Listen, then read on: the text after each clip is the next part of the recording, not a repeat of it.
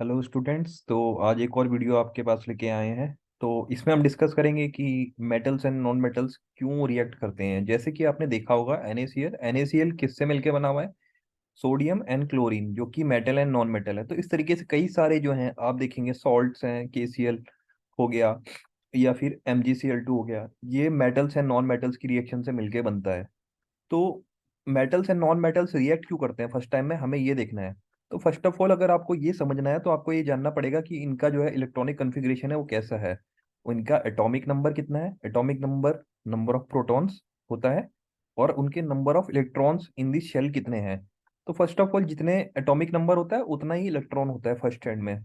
जैसे कि आप देखेंगे सोडियम के 11 एटॉमिक नंबर होता है एंड उतने ही उसके इलेक्ट्रॉन होते हैं, जो कि KLM शेल में इस तरीके से यहाँ पे डिस्ट्रीब्यूट होते हैं। और अगर हम क्लोरीन का देखेंगे तो क्लोरीन का 17 एटॉमिक नंबर होता है। तो गाइस एटॉमिक नंबर जो है वो याद होना चाहिए एटलीस्ट 20 तक। एंड क्लोरीन का जो है number of electrons in the shell कितना होता है? 2, 8 एंड 7। अब अगर देखा जाए ये कैसे स्टेबल होंगे, कैसे स्टेबिलिटी अचीव होगी? इसकी स्टेबिलिटी अचीव होगी इस इलेक्ट्रॉन को जब ये हट जाएगा, जब ये बाहर चल जाएगा। ओके, तो यहाँ से ये इलेक्ट्रॉन भाग जाएगा, तो इससे क्या है, 2, 8 हो जाएगा, तो ये ऑक्टेट अचीव हो जाएगा इसका, ये स्टेबल हो जाएगा। और यहाँ पे क्या है कि यहाँ पे ऑक्टेट कैसे अचीव होगा? यहाँ पे इसको एक और अगर मिल जाए, यानी बाहर से एक इलेक्ट्रॉन आ जाए, तो यहाँ पे कितना हो जाएगा? 8 हो जाएगा। ओके, तो यहाँ पे हमें इलेक्ट्रॉन बुलाना पड़ेगा और यहाँ से इलेक्ट्रॉन ये भेजना पड़ेगा।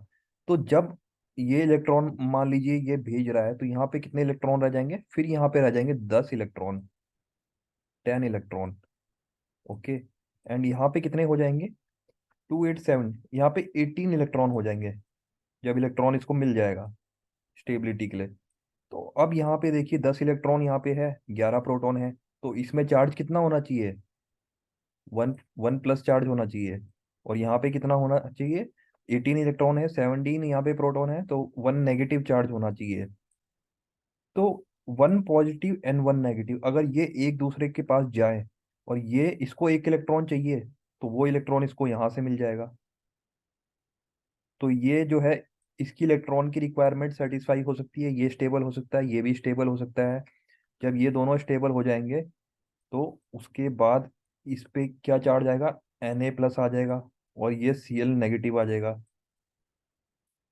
ओके, तो ये इन्होंने क्या है, इलेक्ट्रॉन भी दे दिया, एंड उसके बाद जो है इलेक्ट्रॉन देने के बाद भी ये जो पॉजिटिव और नेगेटिव चार्ज की जो अट्रैक्शन है उससे ये जो है बाइंड हो जाएंगे और एक कंपाउंड बना देंगे। तो दो चीजें होती हैं एक तरीके से, यहाँ पे दो चीजें, यहाँ पे फैक्टर स्टेबिलिटी अचीव करने के लिए ये इलेक्ट्रॉन अपना दे रहा है एंड ये इलेक्ट्रॉन जो है अपना यहाँ पे ले रहा है। ओके, एंड उसके बाद में इस पे चार्जेस आ रहे हैं पॉजिटिव एंड नेगेटिव, एंड वो पॉजिटिव नेगेटिव चार्जेस जो है वो इनको एक तरीके से एक फोर्स ऑफ अट्रैक्शन से कंबाइन करके इनको एक कंपाउंड में कन्वर्ट कर दे रहे हैं।